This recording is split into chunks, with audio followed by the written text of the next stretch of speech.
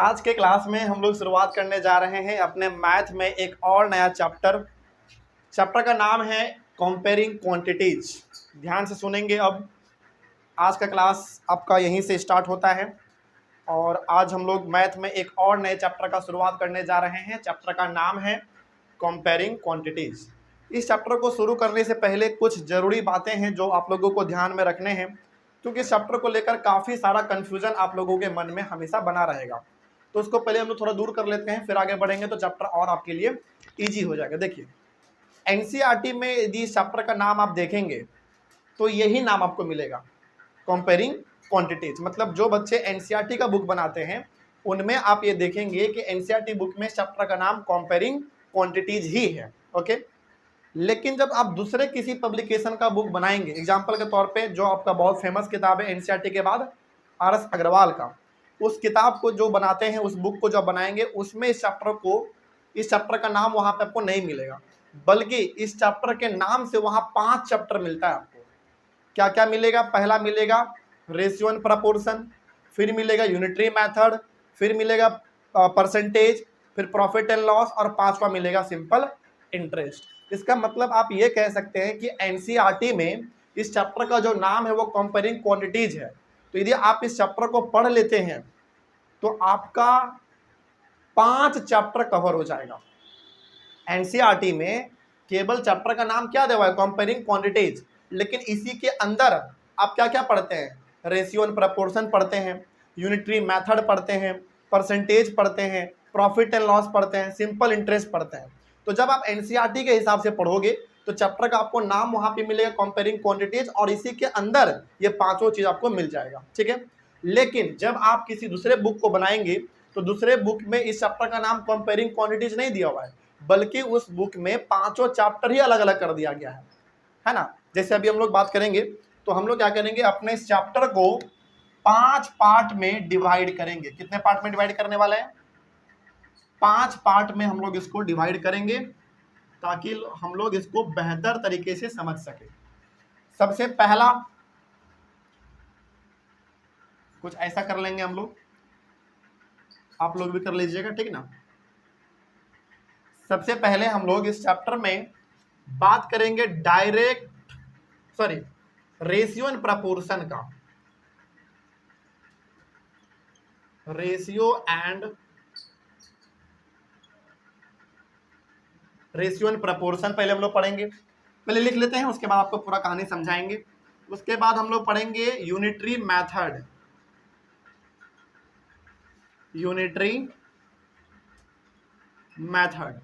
उसके बाद फिर हम लोग पढ़ेंगे परसेंटेज के बारे में। ओके, उसके बाद फिर हम लोग पढ़ेंगे प्रॉफिट एंड लॉस के बारे में। प्रॉफिट एंड लॉस, और लास्ट हम लोग पढ़ेंगे सिंपल इंटरेस्ट के बारे में।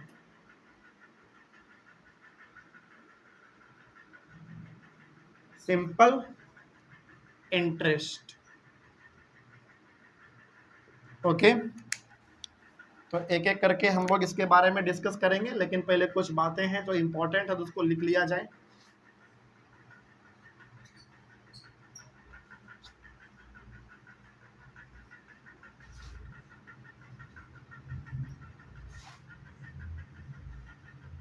चलिए अब सुनिए हम क्या कहना चाहते हैं आपको, बहुत इंपॉर्टेंट बात है। तो जो बच्चे एनसीईआरटी बुक को बनाते हैं उनमें चैप्टर का नाम दिया हुआ है कंपेयरिंग क्वांटिटीज। तो जब आप एनसीईआरटी के बुक को बनाएंगे, यानी कि जब आप कंपेयरिंग क्वांटिटीज को बनाएंगे एनसीईआरटी के हिसाब से, तो वहां पे उसी चैप्टर के अंदर कंपेयरिंग क्वांटिटी चैप्टर के अंदर ही आपको इन 5 के बारे में पढ़ना पड़ेगा। Profit, ratio and proportion, unitary method, percentage, profit and loss और सिंपल इंटरेस्ट। ठीक, जब आपका ये कंपेयरिंग क्वांटिटी चैप्टर खत्म हो जाएगा, इसका मतलब है कि आपका ये 5 टॉपिक भी क्या हो गया? खत्म हो गया। लेकिन आर.एस. अग्रवाल जैसे किताब में जब आप देखेंगे तो उसमें ना ये 5 टॉपिक जो है अलग अलग चैप्टर में डिवाइडेड है। यदि आप गौर करेंगे, यदि आपके पास आर.एस. अग्रवाल का बुक होगा तो आप देखेंगे कि आर.एस. अग्रवाल में ratio and proportion chapter number कितना है? 8 है। चैप्टर नंबर ये 8 है, ये चैप्टर नंबर 9 है, ये चैप्टर नंबर 10 है, ये चैप्टर नंबर 11 है, और ये चैप्टर नंबर 12 है। तो इसका मतलब है कि यदि आप RS अग्रवाल बनाते हैं, यदि आप RS अग्रवाल बनाते हैं, तो जब हमारा चैप्टर कंपेयरिंग क्वांटिटीज खत्म होगा, इसका मतलब है कि आपके RS अग्रवाल का 5 चैप्टर खत्म हो चुका होगा। Ratio and proportion, unitary method, percentage, profit and loss और सिंपल इंटरेस्ट। तो मुद्दा हमारा ये नहीं है कि आप कौन सा बुक बनाते हैं, हमारा मुद्दा ये है कि जब आप इस चैप्टर को खत्म करेंगे कंपेयरिंग क्वांटिटीज को, तो आपका 5 चीज कवर हो चुका होगा। तो ध्यान रखना है, ये चैप्टर थोड़ा लंबा जरूर है, क्योंकि हमको इन चैप्टर में 5 अलग अलग चीजों के बारे में पढ़ना है ना। चाहे आप NCERT से पढ़ो या RS अग्रवाल से पढ़ो, तो आपको ये 5 चीज तो पढ़ना ही पड़ेगा, है ना। तो चैप्टर थोड़ा सा लंबा जरूर है, लेकिन काफी मजेदार है। मजेदार क्यों है? क्योंकि आपको इसमें 5 अलग अलग चीजों के बारे में पढ़ने को मिलेगा, और 5 बिल्कुल नया चीज है। बहुत कुछ आपको इसमें सीखने को मिलेगा। तो हम लोग बात कर लेंगे, पहले हम लोग जो डिस्कस करेंगे वो चैप्टर हमारा होगा रेशियो एंड प्रपोर्शन। एक बार रेशियो एंड प्रपोर्शन खत्म होगा, फिर चलेंगे हम लोग अपने चैप्टर दूसरे पे, यूनिटरी मेथड पे। उसके बाद हम लोग चलेंगे परसेंटेज पे, उसके बाद प्रॉफिट एंड लॉस पे, और उसके बाद फिर सिंपल इंटरेस्ट पे। ये फ्लो डायग्राम आपको बताना जरूरी इसलिए है क्योंकि बार बार आप देखोगे 2-3 दिन के बाद, 2-3 दिन के बाद, फिर 2-3 दिन के बाद एक नया चैप्टर पे हम लोग जंप करते चले जाएंगे, क्योंकि इसमें लगभग 2-3 दिन लगेगा, इसमें भी वही 2-3 दिन, इसमें भी 2-3 दिन, इसमें भी 2-3 दिन, और उस पर भी 2-3 दिन। तो हर एक जो चैप्टर है आपका वो 2-3 दिन का ही काम है बस, ठीक ना। तो अब जैसे मान लीजिए कि हम लोग 5वें दिन पे हैं, 5वें क्लास में है मान लीजिए, तो अब आप ये नहीं पूछिएगा कि सर ये कौन सा टॉपिक आप पढ़ा रहे हैं, क्योंकि आपको पता है हम लोग पढ़ क्या रहे हैं। हमारा मेन चैप्टर क्या है? कंपेयरिंग। हम लोग जो पढ़ते हैं वो किसके हिसाब से पढ़ते हैं? NCERT के हिसाब से। तो NCERT में चैप्टर का नाम क्या दिया हुआ है? कंपेयरिंग क्वांटिटीज दिया हुआ है। तो जब हम लोग इसको पढ़ रहे हैं तो हम लोग को उसमें 5 चैप्टर पढ़ने हैं, है ना। तो इनके बारे में आपको ध्यान रहे कि यदि हम पढ़ रहे हैं रेशियो एंड प्रपोर्शन, इसका मतलब है कि ये हमारा इस चैप्टर के अंदर ये पहला वाला पार्ट है, ये दूसरा है, ये तीसरा, ये चौथा है और ये 5वां है। लेकिन आप RS अग्रवाल बनाते हैं तो वहां पे आप चैप्टर नंबर 8 है, ये 9 है, 10 है, 11 है, 12 है। तो इन अदर वर्ड इस पूरे बातों का जो समरी है वो ये निकला कि आप RS अग्रवाल के 5 चैप्टर को पढ़ने जा रहे हैं, और NCERT के मात्र 1 चैप्टर को पढ़ने जा रहे हैं। क्या नाम है इसका? Comparing quantities. सिंपल है, कोई बात नहीं, दिक्कत नहीं इसमें। चलिए अब हम लोग शुरू करते हैं। आते हैं हम लोग सबसे अपना पहला चैप्टर, जो कि होगा हमारा रेशियो एंड प्रपोर्शन। ये खत्म होगा, फिर इस पे, फिर उस पे, और उस पे, और फिर उस पे। अच्छा, एक बात और ध्यान रखना है आपको इसमें कि इस यूनिटरी मेथड वाले चैप्टर में ना हम लोग 2 चीज के बारे में पढ़ते हैं, डायरेक्ट वेरिएशन और इनवर्स वेरिएशन। ये क्या होता है? जब इस चैप्टर में हम लोग आएंगे तो वहां पे आपको समझ में आएगा। बस अभी आप लिख लेना कि हम लोग इसमें डायरेक्ट वेरिएशन और दूसरा हम लोग इसमें इनवर्स वेरिएशन के बारे में पढ़ते हैं। तो इस चैप्टर में हम लोग पढ़ेंगे डायरेक्ट वेरिएशन क्या होता है, इनवर्स वेरिएशन क्या होता है, ये सब आपको समझ में आएगा। लेकिन आज का जो हमारा मेन टॉपिक है, मेन चैप्टर जो आज का हमारा स्टार्ट होने जा रहा है, वो कौन सा? Ratio and proportion. तो यहां से हम लोग अपना चैप्टर स्टार्ट करेंगे आज, रेशियो एंड प्रपोर्शन। ध्यान रहे, शुरू किया जाए। देखो ध्यान से, अभी लिखना मत आप लोग, ठीक है, बस सुनिए कहानी, क्या कॉन्सेप्ट है, एक बार समझ में आएगा तो चैप्टर आपके लिए बहुत इजी हो जाएगा। देखिए, हम लोग अपना सबसे पहला चैप्टर स्टार्ट कर रहे हैं, रेशियो एंड प्रपोर्शन। इसमें भी आप देखोगे तो 2 चीज है, रेशियो और प्रपोर्शन, ये दोनों अलग अलग चीज होता है। तो हम लोग चैप्टर भले ही स्टार्ट करने क्या जा रहे हैं, रेशियो एंड प्रपोर्शन, लेकिन इसमें भी पहले हम लोग क्या बात करेंगे? रेशियो का बात करेंगे पहले, ठीक है ना। तो इसमें 2 चीज है। तो पहला जो हम लोग बात करने जा रहे हैं इस चैप्टर के अंदर, वो हम लोग बात करेंगे किसका? रेशियो का। कोई दिक्कत नहीं, रेशियो खत्म होगा तो प्रपोर्शन पे चलेंगे। प्रपोर्शन एक बार खत्म हो जाएगा तो हमारा पूरा चैप्टर भी खत्म हो जाएगा, है ना। फिर चलेंगे हम लोग यूनिटरी मेथड पे, जिसके अंदर हम लोग फिर से 2 चीजों के बारे में पढ़ेंगे, डायरेक्ट वेरिएशन, इनवर्स वेरिएशन, फिर उसके बाद परसेंटेज, प्रॉफिट एंड लॉस, और फिर लास्ट हमारा सिंपल इंटरेस्ट, ठीक है। चलिए आइए शुरुआत करते हैं हम लोग अपना रेशियो एंड प्रपोर्शन का सबसे फर्स्ट पार्ट, रेशियो। यही चीज आपको अब से समझना है। तो अभी लिखना बिल्कुल नहीं है आप लोगों को, बस सुनना है, ठीक है। लिखने का टाइम आप लोगों को मिलेगा। चलिए अब जरा समझते चलते हम लोग कि ये रेशियो होता क्या है, ठीक है। देखिए, इसमें ना कुछ बातें आपको पहले सुनने हैं बैठ के आराम से। रेशियो जो होता है ना, वो इस प्रकार के नंबर जब होते हैं उसको हम लोग कहते हैं रेशियो। अभी बहुत कुछ आपको इसमें समझ में आएगा।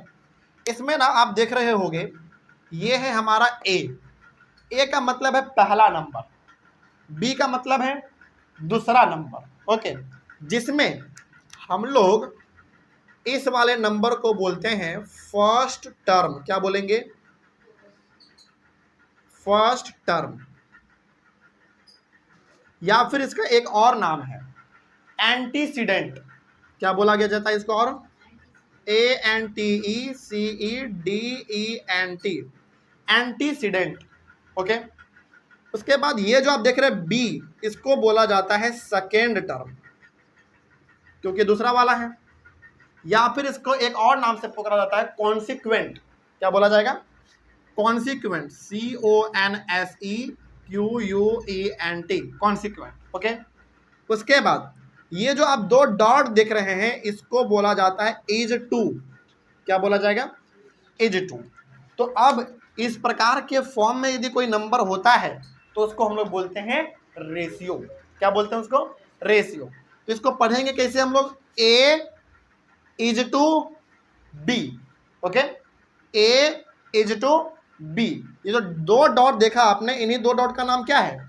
Is to, okay. जिसमें आपका पहला A है तो क्या बोलोगे? A is to B। अब इसी नंबर को हम लोग ऐसे भी लिखते हैं, A/B है, तो क्या देखा आपने यहाँ पे हमारे सामने, सॉरी, A/B है, इसी को A/B के फॉर्म में लिखा जाएगा। मतलब यदि कोई नंबर रेशियो के फॉर्म में हो, उसको हम लोग किस फॉर्म में और लिख सकते हैं? फ्रैक्शन के फॉर्म में लिख सकते हैं, जिसमें आपको ये पता है कि ऊपर वाला क्या होता है? न्यूमरेटर, और नीचे वाला डेनोमिनेटर। कोई दिक्कत नहीं इसमें। तो क्या ये कहानी आपको समझ में आया? जल्दी बताइए। तो ये हुआ हमारा फर्स्ट चीज और ये हुआ हमारा सेकेंड चीज। तो रेशियो में अभी आपने क्या समझा, पहले उसको समझिए ध्यान से। यहाँ पे आपके सामने दो नंबर रहेगा हमेशा, एक ये और एक ये, इसके बीच में दो डॉट रहेंगे। इसी पैटर्न को हम लोग क्या बोल देते हैं? रेशियो बोल देंगे। इसको पढ़ने का क्या तरीका होगा? A इज टू B, जिसमें पहला वाले नंबर को हम लोग फर्स्ट टर्म या फिर एंटीसीडेंट बोलते हैं। दोनों में से आप कुछ भी बोल लो वो भी सही है, ठीक है, दोनों सही है। जो दूसरा वाला है उसको हम लोग सेकेंड टर्म या फिर कॉन्सिक्वेंट बोलेंगे, सिंपल। उसके बाद ये जो दो डॉट है इसको हम लोग बोलेंगे इज टू। क्या बोलेंगे? Is to. ये हमारा हो गया रेशियो। इसी को हम लोग और किस फॉर्म में लिख सकते हैं? फ्रैक्शन के फॉर्म में लिख सकते हैं। अच्छा, जब रेशियो को फ्रैक्शन के फॉर्म में लिख सकते हैं तो क्या फ्रैक्शन को रेशियो के फॉर्म में नहीं लिख सकते हैं? लिख सकते हैं। तो यहाँ पे ना ये वाला साइन आप बना लीजिएगा कि रेशियो को हम फ्रैक्शन में कर सकते हैं और फ्रैक्शन को हम किस में कर सकते हैं? रेशियो में कर सकते हैं, ठीक है। इसका एक एग्जाम्पल आप देख लीजिए तो आपको समझ में ज़्यादा आएगा। जैसे एक इसका एग्जाम्पल लेते हैं हम लोग। सपोज करिए हमने यहाँ पे लिखा 2 इज टू 3। क्या लिखा आपने? 2 इज टू 3। तो 2 किसके जगह पे है? A के जगह पे है। 3 किसके जगह पर है? B के जगह पर है। तो इसको क्या बोलेंगे हम लोग? 2 इज टू 3। इसी को हम लोग और कैसे लिख सकते हैं? 2/3। तो अब आप 2 इज टू 3 लिखो या 2/3 लिखो, बात क्या होगा? सेम होगा। या फिर 2/3 है तो इसको 2/3 लिखो या 2 इज टू 3 लिखो, मतलब क्या होगा? सेम समझा जाएगा। तो इसका मतलब आप ये कह सकते हैं कि रेशियो को आप फ्रैक्शन में कर सकते हैं और फ्रैक्शन को रेशियो में कर सकते हैं। कोई दिक्कत इसमें? जैसे एक एग्जांपल यहाँ पे ऐसे समझ लीजिए, मान लीजिए हमने 4/7 लिखा, इसको जो रेशियो के फॉर्म में लिखना होगा तो क्या लिखेंगे? 4:7 लिखेंगे, ठीक है ना। उसी प्रकार से मान लीजिए हमने 2:5 लिखा, इसको फ्रैक्शन में लिखना होगा तो क्या लिखेंगे? 2/5 लिखेंगे। सिंपल है कि नहीं है? तो आपको यह ध्यान रखना है कि कोई नंबर यदि रेशियो में है तो उसको फ्रैक्शन में लिखा जा सकता है, और यदि कोई नंबर फ्रैक्शन में है तो उसको रेशियो के फॉर्म में लिखा जा सकता है। मतलब रेशियो वाले नंबर को फ्रैक्शन में और फ्रैक्शन वाले नंबर को रेशियो में लिखा जा सकता है। यही इसका तरीका होता है। तो क्या ये पूरा कहानी आपको समझ में आ गया? एक बार फटाक से रिवाइज करवा देते हैं ताकि हम लोग उस पर आगे बढ़ सके अपने क्वेश्चन पे। ठीक है, ध्यान रखना है हमारा चैप्टर स्टार्ट हो चुका है कंपेयरिंग क्वांटिटीज एनसीईआरटी के हिसाब से, जिसके अंदर आपको 5 चीजों के बारे में पढ़ना है। Ratio and proportion, unitary method जिसके अंदर हम लोग बात करेंगे डायरेक्ट वेरिएशन और इनवर्स वेरिएशन, इसके अंदर हम लोग बात कर लेंगे रेशियो और प्रपोर्शन, 2 अलग अलग चीजों के बारे में। इसमें भी 2 अलग चीजों के बारे में बात करेंगे। फिर बात करेंगे हम लोग परसेंटेज के बारे में, फिर प्रॉफिट एंड लॉस के बारे में, और फिर सिंपल इंटरेस्ट के बारे में। उसके बाद हमने अपना सबसे पहला जो पार्ट है वो हमने शुरू किया रेशियो एंड प्रपोर्शन। और इस रेशियो एंड प्रपोर्शन में भी सबसे पहले हम लोग क्या स्टार्ट कर चुके हैं आज अपना रेशियो।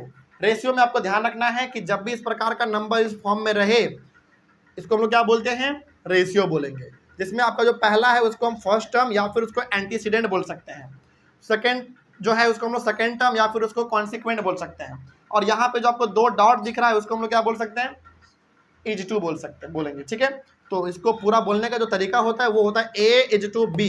इसका एग्जांपल हमने यहाँ पे ले लिया है कि ए इज टू बी लिखो या ए बाई बी लिखो, मतलब क्या होगा, इसका सेम होगा। मतलब कि आप रेशियो वाले नंबर को फ्रैक्शन में कर सकते हैं और फ्रैक्शन वाले नंबर को आप रेशियो में कर सकते हैं। एग्जाम्पल आपके सामने है, 2:3 लिखो, 2:3 को 2/3 लिखो, या 2/3 को 2:3 लिखो, मतलब क्या होगा, इसका सेम समझा जाएगा। ठीक है, तो ऑनलाइन वाले बच्चे आप लोगों को भी क्या करना है और ऑफलाइन वाले सबको क्या करना है, सबसे पहले आपके चैप्टर का हेडिंग देना है कंपेयरिंग क्वांटिटीज, और इस तरीके से ये फ्लो डायग्राम आपको बना के ये 5 पार्ट लिखना है।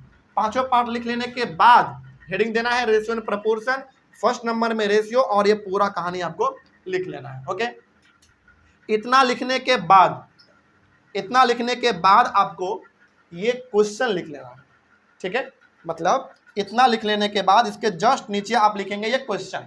ओके, इस क्वेश्चन के नीचे हम लोग इसका सॉल्यूशन अब बनाना स्टार्ट करेंगे। ठीक है, तो शुरू किया जाए।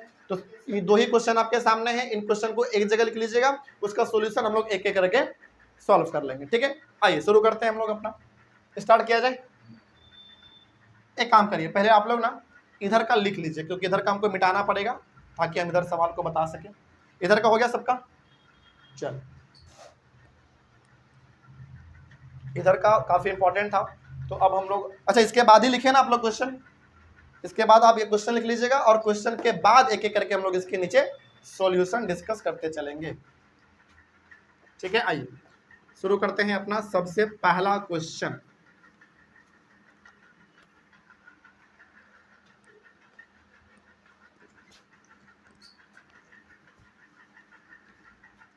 शुरू किया जाए।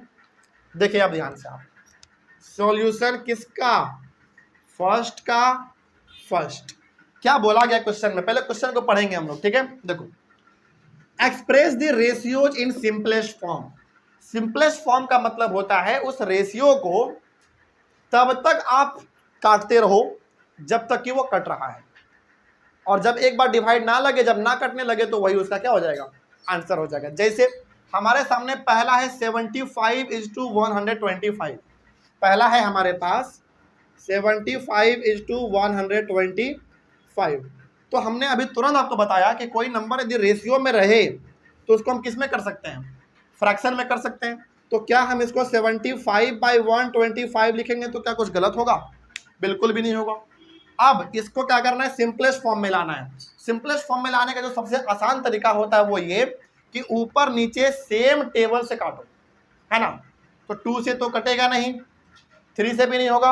अच्छा, इतना कॉन्फिडेंट के साथ हम क्यों बता सकते हैं, आपको क्यों बता पा रहे हैं और आप क्यों समझ पा रहे हैं, क्योंकि आपको डिविजिबिलिटी रूल पता है, क्योंकि हमने पहले पढ़ रखा है डिविजिबिलिटी रूल। तो डिविजिबिलिटी रूल में आपने साफ चीज पढ़ा था, एकदम बिल्कुल क्लियर, जिस नंबर के लास्ट में 5 और 0 रहे वो किससे कटता है, 5 से कटता है।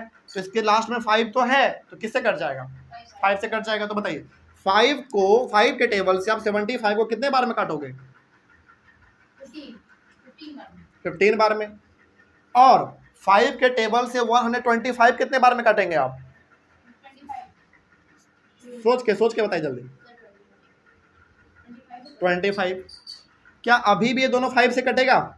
अच्छा एक बात और, ये तो हमारा 3 से भी कट रहा है 15, लेकिन क्या ये कट रहा है? नहीं। तो ऐसे टेबल से काटना है जो दोनों कट जाए, है ना। तो 5 से आप इसको काटोगे 3 और ये 5, तो हमारा आंसर जो आया वो क्या आया, 3/5। लेकिन क्या इसको ऐसे लिखोगे? नहीं, इसका जो फाइनल आंसर होगा वो क्या हो जाएगा? 3:5, क्योंकि रेशियो में दिया हुआ था, तो इसका आंसर भी आपको किस में लिख देना है? रेशियो में। हालांकि आप 3/5 लिखो वो भी सही है, क्योंकि आप रेशियो को फ्रैक्शन में कर सकते हैं और फ्रैक्शन को रेशियो में कर सकते हैं, लेकिन चूंकि सवाल रेशियो में पूछा गया था तो आप आंसर भी किस में ला देना? रेशियो में ला देना, वो थोड़ा ज़्यादा अच्छा रहता है। आइए अब हम लोग बढ़ते हैं इसके सेकेंड नंबर पे। सेकेंड नंबर देखा जाए क्या है? 1/4 × 1/6। हम आपको हर प्रकार के सवाल यहाँ पे बनवा देंगे, जिसमें फ्रैक्शन वाला, नॉर्मल वाला, पॉइंट वाला, सब प्रकार के आ जाएंगे, और हर प्रकार के नंबर को कैसे सिंपलेस्ट फॉर्म में लाना है वो आपको सीखना है। जैसे ये तो नॉर्मल था हमारा, अब आ गया हमारा कौन सा? फ्रैक्शन वाला। तो फ्रैक्शन वाला जब भी आपके सामने आए तो उसको सबसे पहले नीचे जो डिनोमिनेटर है उसका क्या करना है? आपको एलसीएम ले लेना है, ठीक है? तो एलसीएम आप यहाँ पे बगल में लेंगे किसका? 4 और 6 का। 2 से करेंगे कितना होगा? 2, और 2 से करेंगे 3, सिंपल। तो अब यहाँ पे बताइए एलसीएम ऑफ 4 और 6 कितना आएगा? 2 × 2 × 3 कितना हो जाएगा? 2 × 2 = 4, 4 × 3 = 12। एलसीएम कितना आ गया हमारा? जल्दी बताइए। 12 आ गया। उसके बाद अब क्या करना है? ये जो 1/4 है इसमें मल्टीप्लाई करना है 12 से, ओके? फिर ब्रैकेट रखना है। उसके बाद क्या था हमारा साइन? H2 का, तो यहाँ पे H2 का साइन देना है। फिर ब्रैकेट 1/6, इसको भी किससे मल्टीप्लाई करना है? 12 से। ये कहानी समझ में आ रहा है? मतलब सबसे पहले क्या करना है आपको? डिनोमिनेटर का एलसीएम निकालना है। तो हमने एलसीएम निकाला, कितना आया? 12 आया। अब इस 12 से पहले वाले फ्रैक्शन को मल्टीप्लाई करना है। तो 1/4 को हमने 12 से मल्टीप्लाई किया। उसके बाद बीच में क्या साइन था हमारा? H2 का, तो हमने यहाँ पे H2 का साइन दिया। उसके बाद क्या है? 1/6, तो इसमें भी मल्टीप्लाई किससे करेंगे? उसी एलसीएम से करेंगे, 12 से। अब इसको काटो, क्या कुछ कट रहा है? आपको दिख रहा है इसमें? कितने बार में कटेगा? 3 बार में। और ये कितने बार में कट जाएगा? 2 बार में। तो अब बताइए आपके सामने क्या आया? आपके सामने 1 × 3, 3, सिंपल। और यहाँ पे H2 का साइन है, तो आप क्या दे दोगे? H2 दे देना। और ये हमारा 2 है, यहाँ पे 2, तो ये इसका आंसर हो गया 3:2। मतलब इस वाले रेशियो का जो सिंपलेस्ट फॉर्म है वो क्या होगा? 3:2, सिंपल। कोई दिक्कत नहीं इसमें। बस ऐसे ही आपको करके हैंडल करना है। आगे बढ़ा जाए? चलो नेक्स्ट आगे बढ़ते हैं हम लोग, और आ जाओ क्वेश्चन नंबर इधर कर देते हैं। Question number third number question क्या है? 8 होल 1/3 = 6 होल 1/4। तो सबसे पहला स्टेप आपका क्या होना चाहिए इसमें? ये मिक्स्ड में है, तो पहले किस में चेंज कर लो? इम्प्रॉपर में चेंज कर लो इसको। कितना होगा? 25/3 = कितना हो जाएगा? 25/4, सिंपल। अब क्या ये सवाल हमारा सेम टू सेम ये वाला नहीं बन गया? बिल्कुल बन गया। तो अगला स्टेप आपको पता है क्या करना है? एलसीएम लेंगे किसका? 3 और 4 का। तो कितना आता है? 12 भी आता है, आपको पता है। तो यहाँ पे आपको नहीं मन करे तो एक बार करके भी देख सकते हो। 3 से करोगे 1 ही आएगा, और फिर 4 से भी करोगे तो 1 आ गया। यानी कि एलसीएम हमारा कितना आया? एलसीएम ऑफ 3 और 4 = कितना? सिंपल, 12 आ गया। अब फिर से वही काम हमको रिपीट करना है। 25/3 को मल्टीप्लाई करना है कितने से? 12 से, लेकिन ब्रैकेट में रख के करेंगे, ठीक है? फिर H2 का साइन है तो H2 का साइन देंगे। फिर क्या है? 25/4, इसको भी मल्टीप्लाई करेंगे हम लोग 12 से। क्या कुछ कटता हुआ दिख रहा है? बिल्कुल। 3 से 12 को आप कितने बार में काटोगे? 4 बार में। और 4 से 12 को 3 बार में। तो बताइए इसका आंसर कितना बनता हुआ दिख रहा है? 25 × 4 100। फिर H2 का साइन है तो H2 का साइन देंगे। 25 × 3 75 हो गया, बस। तो 100:75 इसका ये सिंपलेस्ट फॉर्म है। किस रेशियो का? 8 होल 1/3 = 6 होल 1/4 का। किसको? नहीं, इतना काफ़ी है। समझ में आ गया बात? हाँ, मतलब ये रेशियो में है तो 100:75 होगा, लेकिन जब आप इसको फ्रैक्शन में कर दोगे तब तो ऊपर नीचे कटेगा, उतना जरूरत नहीं है, इतना काफ़ी है। ठीक, चलिए आगे बढ़ते हैं। क्वेश्चन नंबर आपका है 4। आ जाइए 4 में। क्या है 4 में, एक बार जरा देखना। 8.5:10। क्या इसमें घबराना है फिर आपको? नहीं, अरे भाई पॉइंट में है तो उसको पहले किस में कर दो? फ्रैक्शन में कर दो, है ना। तो क्या बनेगा? 85/10 नहीं चाहिए कुछ नहीं है तो 1 दे दो, है कि नहीं। अब आपको पता है 10 और नीचे 1 है तो एलसीएम कितना आएगा? 10 ही आएगा। तो यहां पे आप लिख लेना अब एलसीएम ऑफ 10 and 1 = 10, यानी कि 10 का और 1 का जो एलसीएम है वो 10 आएगा। अब उसके बाद 85/10 को मल्टीप्लाई करना है 10 से। ठीक, प्रोसेस सेम है। फिर H2 का साइन है तो H2 देंगे, फिर 10/1 को मल्टीप्लाई करना है कितने से? 10 से। तो अब जरा बताइए क्या आपको कुछ दिखा इसमें? 10 से 10 कैंसिल हो गया और 1 से 10 को कैंसिल करोगे तो 10 ही आएगा, है ना, उससे कोई फर्क नहीं पड़ेगा हमारा। तो अब बताइए कितना आंसर दिख रहा है आपको? ये तो 85, H2 का साइन है तो H2 का कितना? 85:100, ये इसका आंसर हो जाएगा। चलिए फटाक से इसको आप लोग लिख लीजिए एक बार, कोई दिक्कत नहीं इसमें। चलिए अच्छा, एक बात और, आपके मन में डाउट होगा कि सर ये तो 3/5 था तो 3:5, चले ठीक है, ये वाला भी कहाँ गया हमारा? 3:2 आ गया हमारा, कोई दिक्कत नहीं है। यहाँ पे 100:75 है, ये भी आंसर आपका सही है, कोई दिक्कत नहीं है, समझ रही है बात। लेकिन यदि आप इसको चाहें तो फ्रैक्शन में करके और कट करके इसको क्या कर सकते हो? छोटा कर सकते हो। जैसे यहाँ पे हमारा है 100 बाई कितना, मतलब 100:75 है, तो हम लोग इसको क्या लिख सकते हैं? 100/75। आप इसको और छोटा कर लो, क्या फर्क पड़ेगा? इसको आप काटोगे 25 से 4 बार में, 25 से 3 बार में, 4/3, यानी कि इसका आंसर कितना आ जाएगा? 4:3। तो आप 4:3 लिखो या 100:75 लिखो, दोनों क्या माना जाएगा? सही माना जाएगा, कोई दिक्कत नहीं है ना। अच्छा, आपके मन में फिर भी डाउट होगा कि सर नंबर कट गया तो उतना यदि आपके मन में डाउट है तो सिंपली एक काम करिए, इसको क्या कर लो? फ्रैक्शन में कर लो, फ्रैक्शन में करने के बाद उसको कट कर लो, फिर दोबारा किस में कर लेना? रेशियो में कर लेना, है ना। अच्छा चलो, आपके मन में डाउट है तो एक काम करो, उसको कर ही लो पहले, नहीं तो फिर आपके मन में हमेशा एक डाउट बना रहेगा। इसके बाद लिखना, नीचे जगह नहीं है तो इसको क्या लिख सकते हैं बताइए? 100/75, जल्दी बोलो। 100/75 लिख सकते हैं हम लोग इसको। इसको कट करोगे कितना आएगा? 4/3, तो हमारा आंसर कितना बनेगा? 4:3। ये भी सही है हमारा, कोई दिक्कत नहीं ना।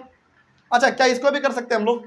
कर सकते हैं, क्योंकि कटेगा, तो इसमें भी आप कर लेना, मतलब उतना भी करके छोड़ दो ठीक है, लेकिन कुछ टीचर होते हैं जो नंबर काट लेते हैं, तो इसको भी हम लोग क्या कर सकते हैं? 85 कितना लिख सकते हैं? 100। अब यदि हम लोग इसको थोड़ा कट करेंगे तो चलो कट कर लेते हैं थोड़ा, यहाँ पे एक रफ कर लो। 85/100, ऑब्वियस ये बात है, पहले हमारा 5 से कट करो, कितना आएगा? 70। एक बार में, ठीक है, और ये 5 से करेंगे तो 20, कितना आ गया? 17/20। इसको क्या लिख सकते हैं हम? 17:20, ये भी सही है हमारा, ठीक ना। मतलब जैसा आपके टीचर को आंसर पसंद है आप वैसा लिखिए। यहां तक आप छोड़ देते वो भी ठीक है, यहां तक कर दो वो भी ठीक है, कोई दिक्कत वाली बात नहीं है हमारा, ठीक है ना। तो इसको पहले लिख लीजिए, हमारा फर्स्ट नंबर क्वेश्चन कंप्लीट हुआ। यहां तक में किसी को कोई डाउट है? समझ में आया सब कुछ? चलो आगे बढ़ते हैं, इसको लिख लीजिए, फिर हम लोग चलते हैं अपने क्वेश्चन नंबर 2 में। मिटा दे इसको। क्वेश्चन नंबर 2 को डिस्कस करने से पहले ना एक छोटा सा आपको नोट लिखना है, मतलब जहां पे अभी आपने खत्म किया, ये जहां पे भी हमारा खत्म हुआ उसके जस्ट नीचे आप अपने कॉपी में एक नोट लिखेंगे। क्या नोट लिखेंगे थोड़ा हम बताते हैं, आप सुनिए बस। पहला नोट आप इसमें क्या लिखेंगे? देखो कुछ बातें हैं जो कि आपको मालूम होने चाहिए, जैसे इस सवाल में भी आएगा, जैसे 1 मीटर में कितना सेंटीमीटर होता है? 100 सेंटीमीटर, ये आपको पता होना चाहिए। उसके बाद किलोमीटर का, चलो पहले डेज का बात हुआ, तो बताओ एक दिन में कितना घंटा? 24 घंटा, 24 आवर। उसके बाद किलोमीटर का भी बात हुआ है, तो 1 किलोमीटर में कितना मीटर? बोलो, 1000 मीटर। चौथा, 1 केजी में कितना ग्राम? 1000 ग्राम। तो ये सब कुछ ऐसे बातें हैं जो आपको याद रखने हैं, जो कि आपको पहले से थोड़ा बहुत पता भी होगा। हालांकि क्या इसी से सवाल आएगा हमेशा? नहीं, थोड़ा कुछ अलग भी आ जाएगा। तो जब अलग आएगा तब हम लोग अलग देखेंगे, लेकिन हमारे पास अभी फिलहाल जैसा सवाल है उस सवाल में इसका जरूरत पड़ेगा, तो आप इसको लिख लीजिए, ठीक है। अब आते हैं हम लोग अपने क्वेश्चन नंबर 2 का first. Find the ratio of, आपको रेशियो निकालना है। देखिए सुनिए, पहले 2 मीटर यानी कि 2 मीटर टू 24 सेंटीमीटर, इन दोनों को किसमें कन्वर्ट कर देना है? रेशियो में कन्वर्ट कर देना है। तो कैसे करोगे एक बार देख लो। पहले एक बार जो लिखा हुआ उसको लिख लेते हैं, 2 मीटर टू 24 सेंटीमीटर। एक बात ध्यान रखना हमेशा, हम चाहें तो दोनों को मीटर में करके आंसर ला सकते हैं, हम चाहें तो दोनों को सेंटीमीटर में भी करके आंसर ला सकते हैं, लेकिन ज़्यादा आपके लिए आसान क्या होगा? जिसमें मल्टीप्लाई करना पड़े, ठीक है ना। जैसे आपको पता है कि यदि हम मीटर को सेंटीमीटर में करेंगे तो डिवाइड करना पड़ेगा, सॉरी माय मिस्टेक, मीटर को सेंटीमीटर में करेंगे तो मल्टीप्लाई करना पड़ेगा, लेकिन यदि सेंटीमीटर को मीटर में करेंगे तो 100 से डिवाइड करना पड़ेगा। तो डिवाइड करना आपके लिए थोड़ा सा मुसीबत बन सकता है। तो सबसे पहले आप क्या करोगे? मल्टीप्लाई वाला ज़्यादा अच्छा ऑप्शन है। तो एक बात बताइए आप, ये हमारा 2 मीटर है, इसको सेंटीमीटर में कन्वर्ट करना है। अभी आपने तुरंत पढ़ा कि 1 मीटर में 100 सेंटीमीटर, तो 2 मीटर में कितना सेंटीमीटर? 200। सिंपल मल्टीप्लाई किया हमने अपने माइंड में, तो यहाँ पे हम क्या लिख देंगे? 200 सेंटीमीटर टू 24 सेंटीमीटर। अब हमारा देखो क्या हो गया, दोनों सेम यूनिट में आ गया, सेंटीमीटर सेंटीमीटर। अब करना हमारे लिए आसान होगा, मतलब बिना चेंज किए, बिना दोनों को सेम किए आप रेशियो में कन्वर्ट नहीं कर सकते हैं, क्योंकि 1 मीटर में 1 सेंटीमीटर में एक बड़ा और एक छोटा है, कैसे कर सकते हैं आप? तो दोनों को पहले क्या करना पड़ेगा? सेम करना पड़ेगा। और सेम करने के लिए भी हम कौन सा रास्ता चुनेंगे? डिवाइड करने वाला या मल्टीप्लाई करने वाला? मल्टीप्लाई करने वाला, वो थोड़ा आसान होता है ना। हालांकि आप इस सेंटीमीटर को 24 सेंटीमीटर को 100 से आप डिवाइड करते मीटर में आ जाता, लेकिन वो पॉइंट में आता ना, तो पॉइंट वाला आपके लिए क्या कर सकता था? मुसीबत खड़ा कर सकता है। तो वो नहीं करना हमको, किस में करना? हमेशा मल्टीप्लाई वाले में, थोड़ा आसान रहता है। तो अब आप इसको कैसे लिखोगे? देखो ये हमारा है 200 सेंटीमीटर टू 24 सेंटीमीटर, तो हम लोग इसको कैसे लिख सकते हैं? 200 इज टू 24, हाँ या ना। अब हम लोग क्या इसको और ऐसे नहीं लिख सकते हैं? 200 बाई 24, मतलब रेशियो में तो फ्रैक्शन में भी कर सकते हैं हम। तो अब बताइए आप इसको जब कट करोगे 2 से कितना आएगा? 2 से 100 और 2 से 12, फिर 2 से 50 और 2 से 6, फिर 2 से 25 और फिर 2 से 3, तो कितना आया बताइए? आपके सामने आया 25/3। तो रेशियो में कन्वर्ट करेंगे तो क्या होगा? 25/3। तो ये जो हमारा है 2 मीटर टू 24 सेंटीमीटर, इसका रेशियो कितना बना?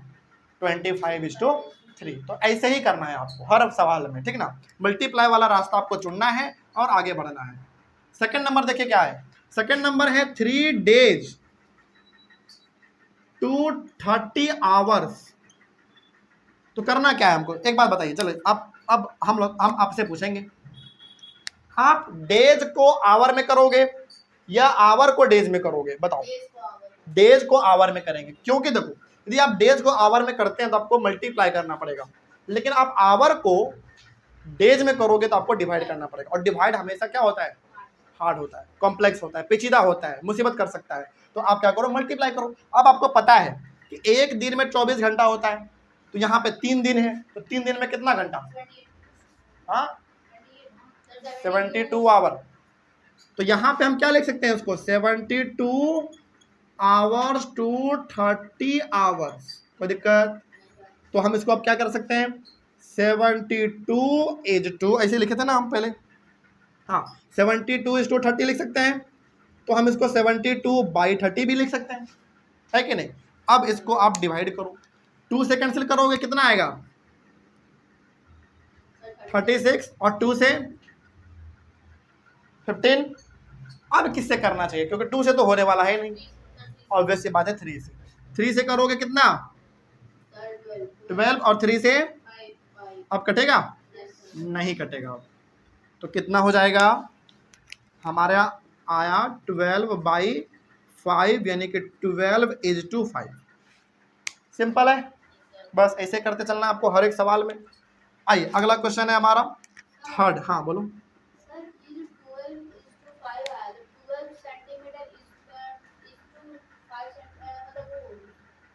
ये अब आपका आवर में है, तो 12 आवर इज टू 5 आवर, वो भी आप लिख सकते हैं, क्योंकि आपने कन्वर्ट किस में किया सभी को आवर में, तो जो आपका आंसर आया वो भी किस में है आवर में है, तो आप इसको 12 आवर इज टू 5 आवर भी बोल सकते हैं। यहाँ पे आप 25 सेंटीमीटर इज टू 3 सेंटीमीटर बोल सकते हैं, ठीक ना। बस आगे बढ़ते हैं। थर्ड नंबर क्या है हमारा 1 किलोमीटर टू 360 मीटर। तो अब मेरा सवाल फिर से आपसे है, आप किलोमीटर को मीटर में करोगे या मीटर को किलोमीटर में करोगे।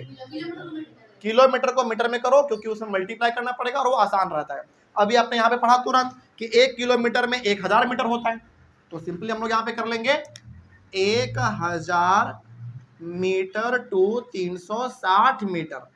तो हम इसको ऐसे भी लिख सकते हैं 1000 इज टू 360, तो हम इसको डिवाइड के फॉर्म में भी तो लिख सकते हैं, यानी कि फ्रैक्शन के फॉर्म में। अब आपको पता है कि 1 0 से 1 0 कैंसिल हो जाएगा। अब ये हमारा 100 है, 100 को काटोगे कितना आएगा 50, 36 को काटोगे 18, इसको फिर से करोगे 2 से 25 और इसको करोगे 2 से 9। क्या अब कटेगा नहीं, अब तो ये कटने वाला नहीं है।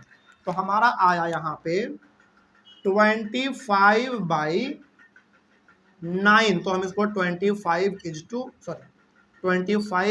टू 9। तो आप इसको थोड़ा और बोलना चाहें तो क्या बोलोगे 25 मीटर इज टू 9 मीटर, बस ठीक है, वो भी सही है हमारा, है ना। आइए लास्ट सवाल हमारा चौथा नंबर क्या है 1 kg टू 150 ग्राम। फिर से मेरा सवाल, केजी को ग्राम में करना चाहेंगे या ग्राम को केजी में करना चाहेंगे। बिल्कुल, क्योंकि यदि आप ग्राम को केजी में करोगे तो आपको इसको डिवाइड करना पड़ेगा कितने से 1000 से, लेकिन जब आप 1 केजी को ग्राम में करोगे तो 1000 से मल्टीप्लाई करना पड़ेगा, वो ज़्यादा आसान है। और अभी तुरंत आपने पढ़ा था कि 1 केजी में कितना ग्राम 1000 ग्राम, तो यहाँ पे हमारा हो जाएगा 1000 ग्राम टू 150 ग्राम, ठीक है। तो हम इसको ऐसे भी लिख सकते हैं अब 1000 इज टू 150, हाँ या ना, बिल्कुल। तो फिर हम इसको फ्रैक्शन में भी लिख सकते हैं। अब आपको पता है फिर से कि 0 से 0 कैंसिल, ये हमारा 100 2 से सॉरी 2 से नहीं कटेगा, 5 से करो, क्योंकि 5 से दोनों कट जाएगा। 5 से 100 को काटोगे कितना आएगा 20, और 15 को 3, क्या आप कटेगा नहीं, तो आप क्या लिखोगे 20/3, इसका मतलब है 20 इज टू 3। आप इसको और कैसे बोल सकते हो 20 gram is to 3 gram, simple, ठीक है। तो जब भी आपके पास सवाल नॉर्मल वाला आए, फ्रैक्शन वाला आए, मिक्स्ड फ्रैक्शन वाला आए, पॉइंट वाला आए, किसी प्रकार का सवाल आए और उसको सिंपलेस्ट फॉर्म में करने के लिए बोला जाए, तो आपके पास तरीका आपने जैसा बनाया वही तरीका है हमारा। जब इस प्रकार का सवाल आ जाए मीटर, सेंटीमीटर, केजी, ग्राम, है ना, किलोमीटर, मीटर, इस प्रकार का सवाल आ जाए तो उसको कैसे करेंगे रेशियो में कन्वर्ट, आपके सामने तरीका प्रेजेंट है, ठीक है। तो ये तो आज का क्लास जो था हमारा वो तो एक तरीके से इस चैप्टर का इंट्रोडक्शन था, और जिसमें हमने समझा कि इस चैप्टर को हम लोग कैसे पढ़ेंगे।